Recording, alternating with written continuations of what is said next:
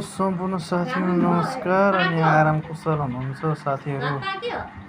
आज long time पछि चाहिँ म मेरो युट्युबमा हजुरहरूलाई स्वागत गर्दैछु। के गर्दै हुनुहुन्छ? सन्चै आरामै हुनुहुन्छ होला है।